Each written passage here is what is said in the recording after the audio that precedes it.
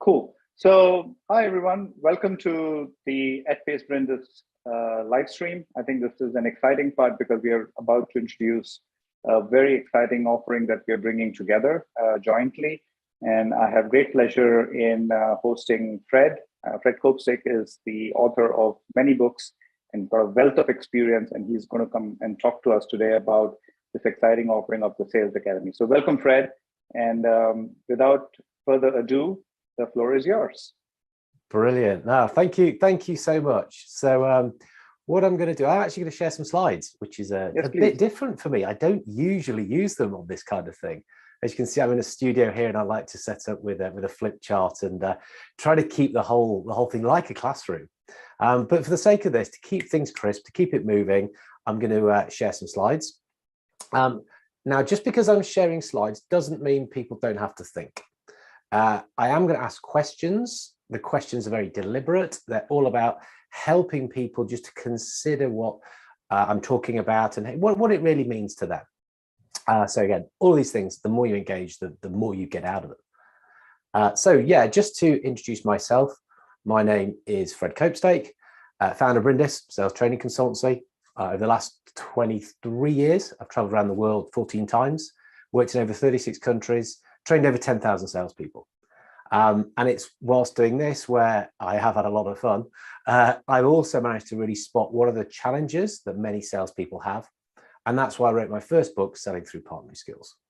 That goes through what the challenges are and how people can become more collaborative in the way they work. It's for B2B sales professionals. I wrote that just before COVID. It was launched during COVID. And it became clear to me that actually this stuff is very important, but there's another set of challenges immediately came on board. So I wrote another book very quickly, which I'm pleased to say went to Amazon #1. So nice. Yeah, it's all very good. Nice. So this is that's a little bit about me. Look, I'm all over sales. I've been doing it for a long time, as you can hear, and it's something I want to share. So I'm going to actually start out with a question for people. And the question is, who said everyone lives by selling something? Now, that's a very interesting question. I've heard it many times, though. Well, I've given you a clue there. Does the clue help? I think it does. But okay, let me give you another clue. Even more interesting. The pirate and the parrot are on Treasure Island, and it is Robert Louis Stevenson. So he said this a long time ago, and he's absolutely right. So that's going to be a bit of a theme of all the stuff that we're going to go through, because this Sales Academy, I work with B2B sales professionals, but how we want to position this is all about everybody can take the stuff away from this. So really, there's no excuse for anyone not having a think about some of the things we're going to share. So anyway, let me ask another question. Who's this?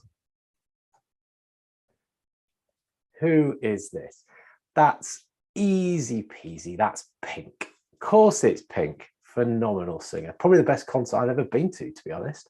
So yeah, just while we're thinking about Pink, just think about what your favorite song is from Pink. Think about that. Have a little sing along in your head. But don't get too absorbed thinking about Pink. I want you to now think about who is this? Like a quiz, this isn't it on the webinar? Yeah, that is an easy one. It should be. I think you should get this, Ravi. It's also Pink. Now, this is Daniel Pink. Daniel Pink is a phenomenal author. He's really good. I mean, there are 3 of his main books. He's written Drive, he's written When, which actually I haven't read yet, which I really want to have a look at soon. And he's written To Sell Is Human. That's what I'll just talk about more in a minute. But if you as a young professional or as a student haven't read Drive, I would strongly recommend it.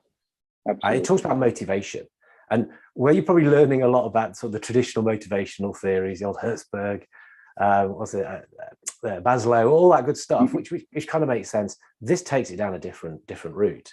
Far more modern approach, where it talks about if we can give people autonomy, if we give them mastery, if we give them purpose, they'll become far more engaged.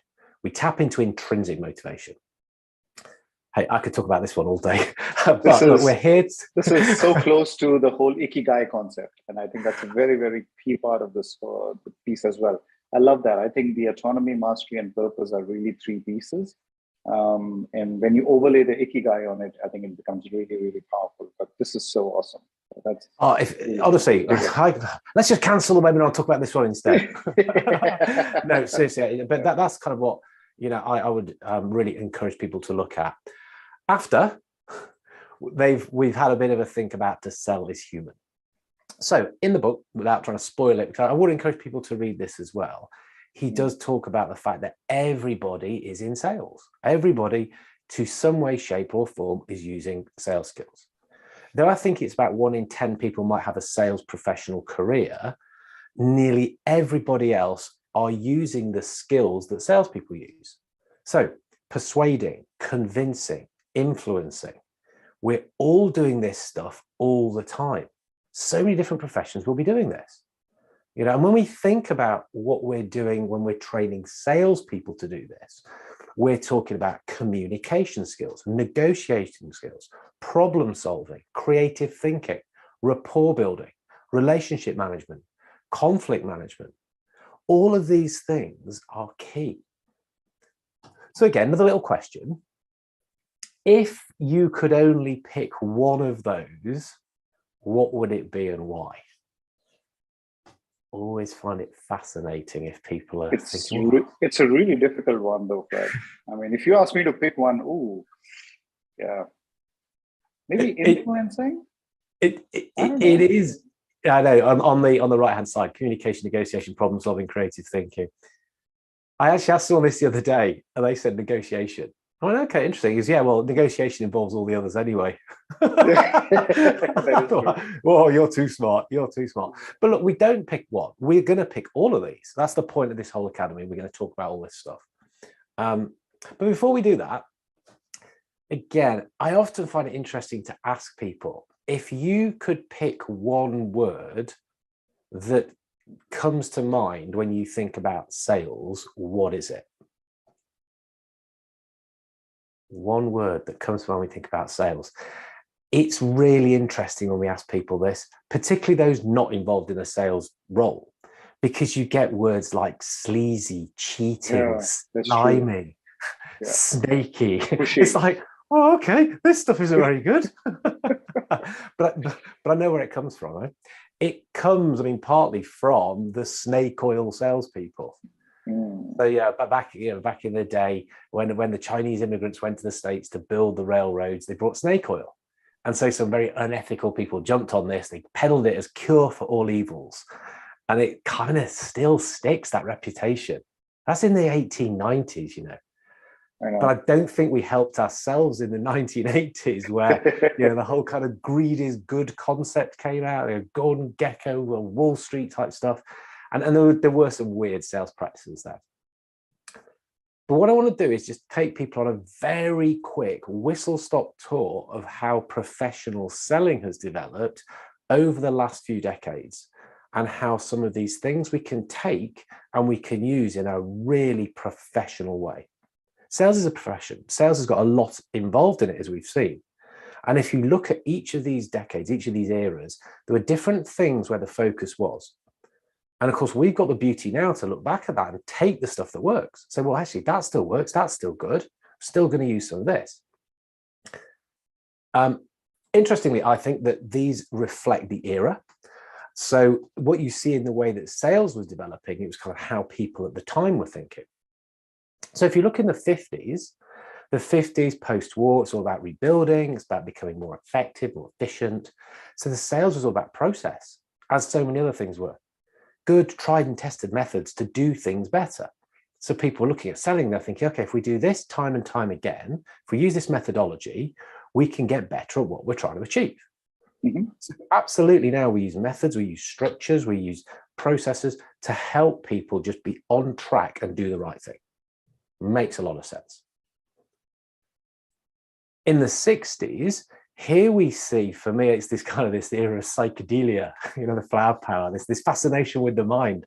And actually, that was what was going on in sales, but more kind of from a psychology point of view. think about how do people think? What are their preferences? How do they make decisions? How can we adapt what we say and do to fit with them better? So to fit in a way which kind of matches how they work, and so that we can communicate way more effectively. Which again would be crazy not to pay attention to that now. And again, it takes part, we do a lot of that in sales training. That's so topical at that time, this whole flower power thing and the whole thing about being, closer to your mind and controlling it. And wow, yeah, that's so true. And in some ways, actually, when you look at, there's a lot of stuff at the time now going on about mindfulness and about mental health and this kind of thing. The mind is so important. But again, from a sales point of view, it's not massively new. If we look at the 70s, so the 70s for me was more about benefit selling. So here the real focus was on, why are people buying something? What's in it for me is a question that buyers are thinking, but don't always ask. So a lot of the training was to help people to understand that position what you do as a benefit, something that somebody gets out of what you're doing. Make it easier for them to understand. They talk about features, talk about benefits. And this, again, it's now for me, it's very much a building block of what professional sales looks like. As I've said, the 80s was an interesting era for sales because there was some very nice graphic. Love that. Oh, it's great, isn't it? 80s music's cool. I'm not going to argue with that. Oh, they did. Thought I showed my age there. But in the 80s, there was this close mentality. It was about trying to push the sale. It was about trying to handle an objection. It was a little bit manipulative, some of the stuff that was put forward as good practice. Now, that does not work. It's unhealthy. It'll actually cause damage. What we can take, though, is that sales is a series of advancements. We need to keep moving forward. We need to get commitments to the next logical step. So yeah, let's take that from the 80s and then move swiftly on into the 90s, because the 90s was a really, really important time for selling. The 90s was a sea change. And by sea change, I'm meaning consultative selling. This is what came to light following a whole lot of research by a guy called Neil Rackham and his team into what good salespeople do. And they found that the good salespeople weren't actually doing what they were trained to do. They weren't trying to do the fast close. They were actually just asking more questions, more questions about the customer, but their needs, what pains, what kind of things were going on and the impact it was having on the business. By helping people to understand this, by better questioning skills, then they were able to better position what their solution would be. So it's quite foundational, isn't it, Fred? It's almost there. It's still a very key part of the overall selling process, even today. And even for, let's say, overall, just bringing value out, this whole thing about consultative pieces is quite key. Again, for me now, I talk about that being foundational. If you can't do that, you're going to struggle in some of the more recent evolutions. So yeah, you say, look, this is 30 years old, but it's like if you don't understand this, if you can't do it, it's like building a house on sand. Yeah, you have to get. It's a great analogy. Yeah. Because if you do that, if you look to what happened in the noughties, it was very much about, we've got to consult, but equally, you've already said it, we've got to bring value into the equation. What does value mean? What does it look like for the customer?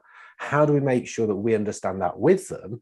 And then we can make sure that what we do with them is going to bring something to the party. So again, it involves kind of, I think, a bit more advanced way of asking questions. It's bringing different perspectives.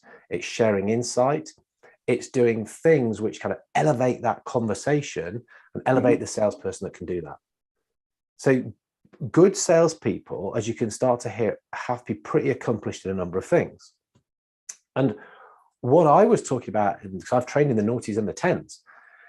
In the tens, it was what will make sure that people recognize that you are the go-to person. I was talking about sales stature. Your stature has to be the person that they think, hey, they know their stuff, good reputation. They've done some things to prove that the ideal individual to help me with my issues. Now, we would call that today personal branding. That's true. And as you can see from, again, the graphic, using some of the platforms to be able to communicate, this is who you are, this is how you work, this is how you think, is an important part of sales. It's almost getting to that almost thought leadership influencer sort of space, isn't it? Yeah, and I think there's a there's a tightrope between thought leader and influencer. You can argue a lot of influencers don't think very much, but no, that's bad. They're clever folk, know what they're doing because they're using the tools that they've got available to them to get a message out to people about who they are, what they do. And as a salesperson, we should be doing this. It actually saddens me that there's some brilliant salespeople out there, but which are like kind of hidden because they don't put it out well enough that, hey, they're doing this stuff. There's actually some people who are great at promoting themselves. We're probably not as great at some of the other stuff as well, which is kind of a bit weird. But yeah, look, we need to do that. It's part and parcel of the way we operate today. It has been for quite a bit now. But for me, the last kind of the last iteration where we're going towards now, and this is what I was writing about in the book, it's to be more collaborative in selling. Yeah, so it's co-creating, it's working together, it's understanding, how can we make 2 and 2 equal 5? And it's bringing lots of different skills into play to do that. There's a key to that for me, which is kind of partnering skills. It's to think more like you want to partner with people. Even if it's not a formal partnership, if you use that to fix your mindset, you work in a different and a better way with customers. That's so true. I think I love this evolution that you've taken us through. I think this is quite interesting. And I see bits and pieces of that being used throughout the sales process today. And I think that's the great part, is to see where does it actually come from and how some of that has evolved over a period of time. Do you believe that this is just a build up, and it's a true evolution in a way of speaking, and not just one replacing the other, right? And I think there's an evolution, because if you look at what we've done and look at the kind of way we train sales now, we're using all those elements.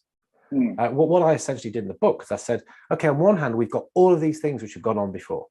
Let's not throw them away. The English expression is don't throw the baby out with the bathwater. Keep some. Now, some stuff throw away. Throw it as far away as you possibly can. Lose it. Bin it. Yeah. But keep a lot of them. Get this mindset, which this thing called PQ can help us to do, and bring those together, wrap them in, bake them into a framework that's going to help us use all the right stuff to be relevant. I've got a big thing now about salespeople being relevant to customers, because there's so much information out there. Customers can do so much stuff that without salespeople, if we're not bringing something, and for me, a lot of it is about the way in which we sell. We help them. We can bring value for our own actions, our own activity. This is what's going to help us move forward. This is so powerful. This is professional sales stuff. So. No, but it's so true. I think I'll give you my own personal example. I was at a discussion with one of the HR teams, and they're trying to find a way through the current situation and being able to create a much more stronger talent pipeline. And yes, I could have just worked with saying, hey, this is our framework and this is how we can help you and so on. But I think the way that you described it is sort of the approach that I took. And I said, okay, let me try and contextualize this and see how I can work with you to find a solution, rather than say, hey, this is what we bring and you can have this. That whole contextualization piece and adding value to the conversation or the situation that the client is struggling with is probably super key. And a lot of salespeople sometimes tend to forget that, but the good ones always tend to remember it. And they always work with that frame. So I think that's a very key part of being able to distinguish good and bad partnerships. I'm saying more and more now that it's not talking to people about your product and service. And some people fall into that trap. It's like people don't care, actually. Salespeople hate it. They don't care about what you sell. They care about themselves for a start. So if you can talk about them, you're going to do a better job. And if you can help them think. So there's a lot of sales about questioning, but even the style of questioning has changed into that you are asking questions, not because you want to fill your checklist in and go, okay, great, I can now talk to you about my things. It's you want the person you're talking to say, oh, wow, that's really helped me. I've got to work hard to come up with an answer for that. Yeah. That's why I asked it. That's what consultants do, So there's, I think this whole thing about opening minds and changing perspectives is so key in that conversation. And by asking the right question, you can really shift the paradigm, or you can shift the way of thinking. And that I think people find very, very meaningful, because then they really know that you listen to them, you understand their problems, and you're really helping them. And this isn't just in selling. And this is the point. You know, I'll always come at it from a selling point of view. That's my market. That's who I work with. But a classic example is it's a doctor. I use this expression a lot. A prescription without diagnosis is malpractice. Now, a good doctor can probably look at you and go, right, I know what's wrong with you. I know what we've got to do as well. You're not going to like it. But by going through the process and helping people to recognize for themselves what it is that is wrong and what they've got to do, then that helps them. The doctor's then got to influence them, persuade them to have the nasty surgery, to do whatever. So, yeah, that is one of those examples or analogies that I often draw. The other one we've got to mention while we talk about this stuff probably actually goes back to the 70s stuff. And a very famous Harvard business professor said, look, people don't buy a drill, they buy a hole. You've got to work out, what is that hole? What's the hole for? You don't just want a hole for the sake of it. What are they going to do with it? They're going to put a screw in it. They're going to hang a picture on it. Why are they hanging a picture on it? What memories they're trying to evoke? What's that going to mean to them? Right, now we're talking. Not, I've got a drill that makes holes in things. We want to go deeper. No pun intended. Absolutely. But I mean, sales got so much going on in it. Question. I think we were having this chat before. Do you like chips, crisps? I call these crisps, of course. Yeah, we call them chips in this part of the world. Yeah, chips, crisps. Cool. I can't imagine anyone that doesn't. I always get people to think about their favorite flavor. And certainly in different parts of the world, there's some really exotic flavors. I am British. I like cheese and onion flavor crisps. Nice. Good classic blue bag. If you don't think they come in a blue bag, you're in the UK, you're wrong. They do. Cheese and onion. Now, okay, why am I talking about this stuff? It's because when we think about crisps, okay, let's think about the supply chain. Somebody is growing onions and selling them. Somebody is making cheese and selling it. They sell it to a flavor manufacturer. The flavor manufacturer is then manufacturing this, is putting the cheese and onion essence together. And that's quite a complex process, by the way, goes to the crisp manufacturers and say, look, we've got the flavors for you. So they buy that. That's a valuable sale. Lots of people involved. The crisp manufacturer then is using machines that somebody sold to them. They've got the software that somebody sold to them. They've got the logistics. They've got the trucks. They've got the vans. They've got all the stuff that someone sold to them. They're going to take the crisps. They're going to sell it to the supermarkets, to the shops, to the outlets. In there, there's shelving, there's cash systems, there's all this stuff that people are selling. It's really involved. Lots of people are involved in lots of different types of sales. Sometimes you can be a bit confused. I think if you look at LinkedIn, it's that SaaS is the only sort of sales, software as a service. They take a lot of time and effort on there. But there's more than just tech sales. Tech sales is big, but there's lots of others. But let's get back to the purpose of the academy. Everyone lives by selling something. Every profession, in some way, shape, or form, people are going to have to influence. They're going to have to persuade. They're going to have to work out what the person they're talking to is trying to achieve. They're going to have to help them think. They're going to bring value to that discussion. And then they're going to do something to deliver on that. Everyone, every single person. I'd love to challenge people to, challenge me and say, well, actually, here's a profession that doesn't. I think you'd struggle. Really would. Oh, I absolutely think they would struggle. Even like a very, very, let's say, esoteric profession definitely would require all of these. I mean, these are foundational skills. This is stuff that you need for interacting and for making progress. Absolutely. It is, without a shadow of a doubt. So, look, just to give a bit of a flavour, you know what? I'm a trainer, and you know what trainers are like. What 3 things have you learned? What are your biggest takeaways? In fact, I'm joking apart, I would always encourage people, if they're doing any kind of webinar, any kind of thing where they're in learning mode, capture something. 3 is a little magic number. But what I'm going to do is I'm going to ask people to focus on what one thing would you say what we've been talking about today you find interesting and something that you think, I want to take that and I want to explore it a little bit more. Now, hopefully there's more than one.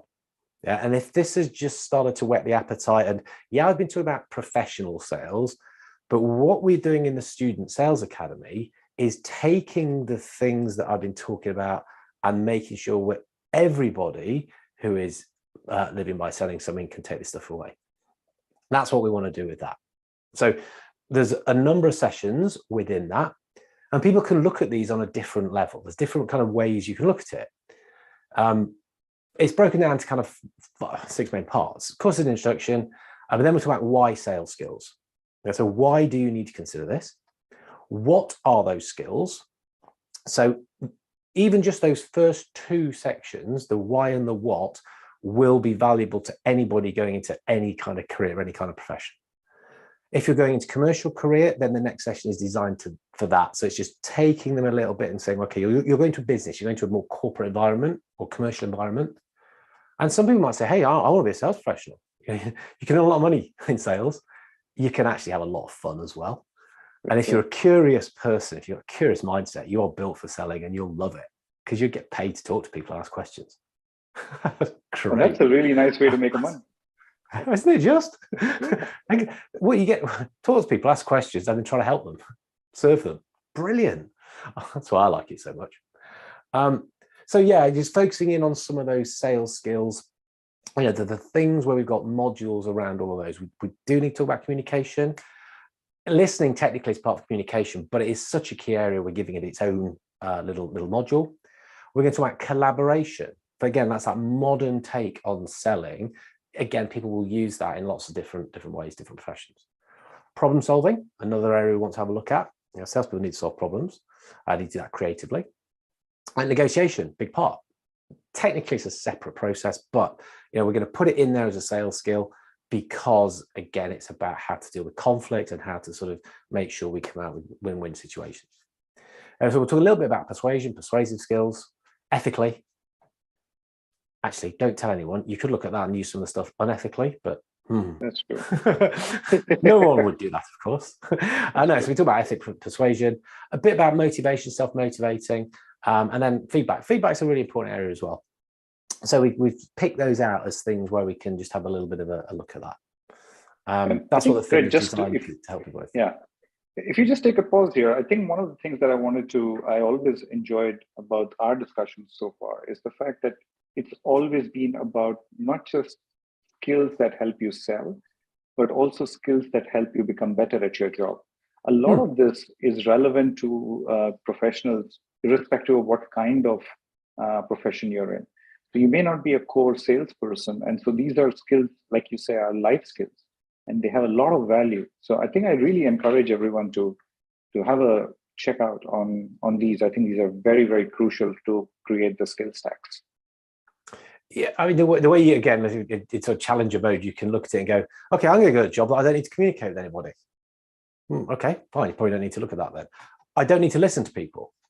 Again, fine. It's unlikely you're going to be in that. I don't want to collaborate. I'm not going to collaborate. I'm not going to work with other folk. Okay, good. I'm going to have no problems, nor my customers, nor anyone I talk to. Okay, again, negotiate. I don't want to kind of deal with conflict. I don't want to have conversations where we try to get to a decision that all parties are okay with, that they're comfortable with. Yeah? I don't want to try and persuade somebody. I don't want to try and influence them. Now, and there are times that we do, and yes, it can be manipulative, but that's not the route we're taking. If you are always motivated and bouncing and full of energy every single day, brilliant. I like to say I'm pretty energetic and pretty self-motivated, but sometimes you need techniques just to give yourself that little bit of extra oomph. Again, if you're not seeking feedback, you're not learning. So every single one of those, yeah, totally. Oh, you know what? I want to particularly pick up on two things, which were one is about the whole piece around communication. So communication, active listening, that's a very key piece of the overall equation. The self-motivating piece is super, super crucial now because of the amount of stress people are in and the amount of, let's say, pressure people are in. A lot of them are close to burnout, and this can be really hard. So I really love the fact that you've taken a more holistic view of this rather than just looking at it from, how do you get to close? So I think that's not what you're trying to teach here. You're actually trying to teach how to sell and how to influence. Yeah, it absolutely. That's what we've done. It's the skills, it's that they're building blocks. They're what we use in professional selling. And I would take those and I'd probably package them, I would package them differently if I was working with a pure sales team, a pure salesperson. But ultimately, the human skills, these are very, very human things that are underlying it all are the same. So that's where we've sort of I've used the position that I'm in, and I had some excellent people helping me with this as well. To be able to produce this and to share it as many people as possible. Because if we get good at this stuff, everybody benefits. Yeah, and the stress thing you say is very true. And if we can take some of that off because we're better at what we do, we can do things more skillfully, more elegantly, then again, there's no harm at all. I'm very pleased to be able to play a part of that. Yeah. I was listening to one of the podcasts this morning, and they said a lot of people tend to focus on the panic. So there's overwhelm in the system, and a lot of people tend to focus on that overwhelm. The advice that was provided on the podcast was, rather than focus on the overwhelm, focus on the process. Focus on the steps that you're taking to get from place A to place B, rather than worry about and get panicked and anxious. And I think what you're saying here is learn the skills to be able to do that effectively, so it takes the pressure off you. And therefore, it reduces the overwhelm and the panic in the system. That's a really nice, I thought that was a very nice way of saying, let's try and figure out a way to do things more elegantly and effectively than just to focus on the rote of, just go, push. Yeah. That doesn't work, especially in any kind of environment. Yeah, and look, things aren't getting any easier. We're living in interesting times. Some excellent people around the world and over time have worked out the best way to do this stuff. So yeah, if you want to forge your own way and work it out yourself and fight against things and do a load of things which are going to potentially have to do so many things wrong before you find the right way, well, that's okay. But if there's already an answer there, it's crazy not to look at them and go, hey, why don't I tap into that? And then start to use the time and effort that I've saved myself to start applying it and to make an impact that way.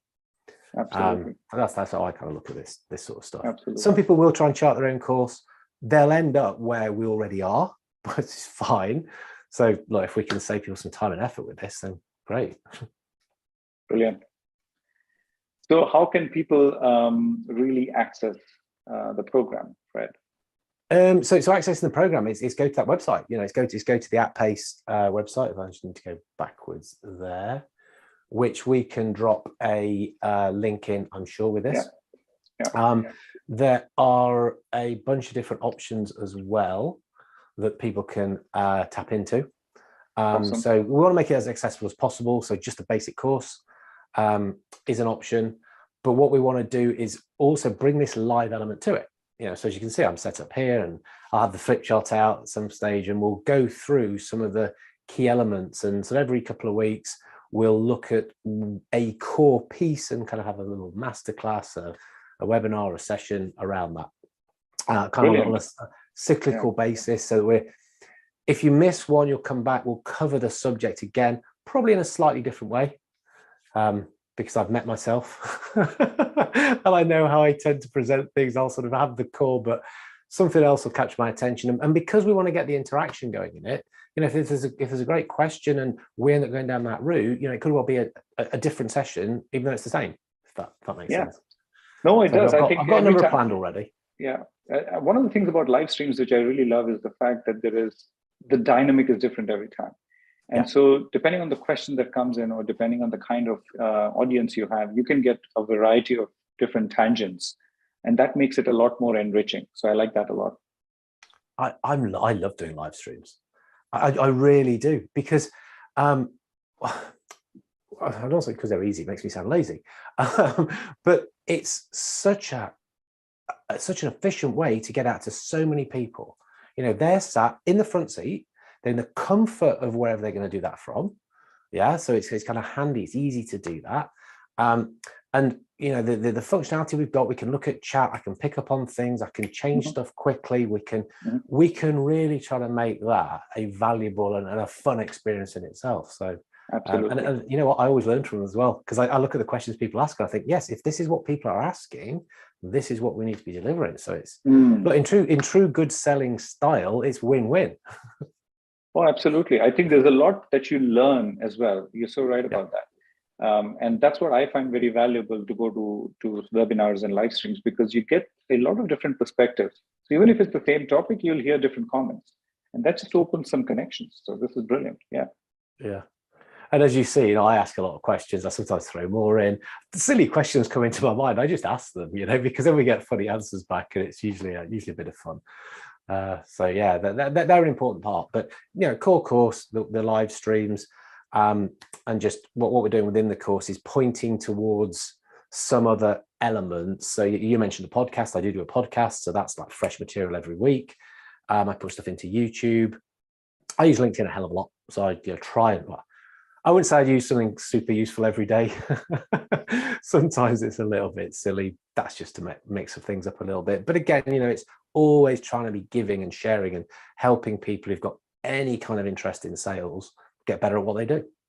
Yeah, and I think that's really what attracted me to the conversation that we started. That I wanted to bring what you had and the entire focus into Asia, where we do a lot of our work. And we really want to take this to the communities where we have not had access before. So I'm really looking forward to hosting it with you. I think I enjoy that. We'll put a link up, and so please click up there, join, pick what you like. We are more than happy for you to take the entire course, but we would love to welcome you on at least a live stream or any of the free ones that you want to jump on. Come on in and let's learn together. Fred, any closing remarks for the team? No, I think you've I think you've summed that up. I'll just stop sharing. No, I think you've summed that up admirably. That, you know, we want to share this stuff. That's why we do it. You know, and certainly that part of the world. Yeah, you know, I'm excited about being able to share myself out there as well. You know, so yeah, look, just do it. Yeah, great. So catch you soon, Fred. And for those of you who dialed in, thank you. And we look forward to welcoming you on one of our next live streams. Okay.